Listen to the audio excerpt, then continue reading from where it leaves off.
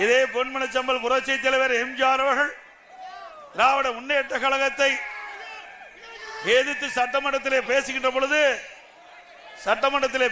பொழுது அப்பொழுது திமுக கட்சி சேர்ந்தவர்கள் அவர் மீது புத்தகத்தை எரிந்து விசிறினார்கள். அவருடைய மைக்கை துண்டிச்சாங்க. அப்படி இருக்கும்போது பொன்மனச்சம்பல் புரட்சி தலைவர் எம்ஜிஆர் சட்டமன்றத்தில் பேசினார். மீண்டும் இதே ராமச்சந்திரன் சட்டமன்றத்தில் நுழைகின்ற பொழுது தமிழ் மக்களுடைய பேராதரவை பெற்று முதலமைச்சராக நுழைவேன் என்று சபதம் போட்டார்.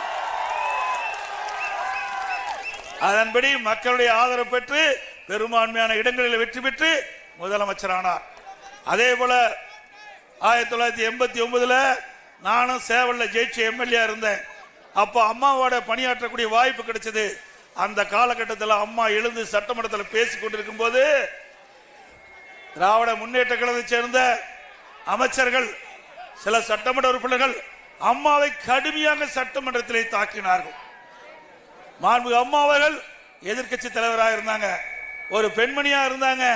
அதையெல்லாம் பாராம சட்டமன்றத்தில் சட்டம் இயற்றக்கூடிய சட்டமன்றத்திலேயே ஒரு எதிர்கட்சி தலைவரை பெண் என்றும் பாராமல் தாக்கிய திமுக கட்சி தான் இன்றைய தினம் நம்மகிட்ட சவால் விடுது. எங்க அம்மா தாக்கி பார்த்த அம்மாவும் அவர்களும் சபதம் ஏற்றார்கள். மீண்டும் இந்த அவையில் சட்டமன்றத்தில் நுழைகின்ற பொழுது மக்களுடைய பேராதரவை பெற்று தமிழகத்தினுடைய முதலமைச்சராக நுழைவேன் என்று சபதம் எடுத்தார்கள். மக்களுடைய ஆதரவோடு பெரும்பான்மை இடங்களில் வெற்றி பெற்று 1991 ஆட்சி பொறுப்பை ஏற்றார்கள். இது சரித்திரம். அம்மாவை கொலை செய்ய முயற்சிக்க எத்தனை முயற்சி.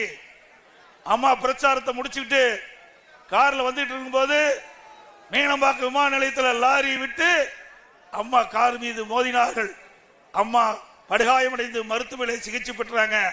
அப்ப சிகிச்சை பெறுவதற்கு கூட அனுமதிக்காம அந்த மருத்துவமனைக்கு எவ்வளவு இடையூறு பண்ணாங்க. அம்மா வெளியூர் போய் சிகிச்சை பெற்றாங்க. அதையெல்லாம் தாங்கிதான் இன்றைய தினம் அனைத்து இந்திய அண்ணா திராவிட முன்னேற்ற கழகம் எவராலையும் வீழ்த்த முடியாத இயக்கமாக, வலிமையான இயக்கமாக இன்றைக்கு உருவெடுத்திருக்கிறது. ஸ்டாலின் அவர்களே,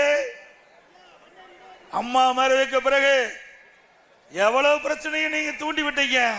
கட்சியை உடைக்க பார்த்தீங்க, முடக்க பார்த்தீங்க, வழக்குகள் போட்டு பார்த்தீங்க. ஒன்னும் நடக்கல. அண்ணா திமுக என்பது இருவரும் தெய்வங்கள் உருவாக்கிய கட்சி. பொன்மனச்சம்பல் புரட்சி தலைவர் எம்ஜிஆர், தேதயம் புரட்சி தலைவர் அம்மா இருவரும் தலைவருடைய அருள் ஆசியோடு எந்த கொம்பனும் அண்ணா திமுகவை தொட்டு கூட பார்க்க முடியாது.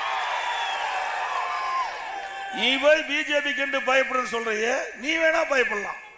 ஏன்னா கொள்ளையடிச்சு வச்ச பணத்தை காக்க வேணும்ல. அதுக்கு தானே எப்ப பார்த்தாலும் எம்பியில உங்களுக்கு வலிமை வேணும் கத்திட்டு இருக்கிறீங்க. அண்ணா திமுக அப்படி அல்ல.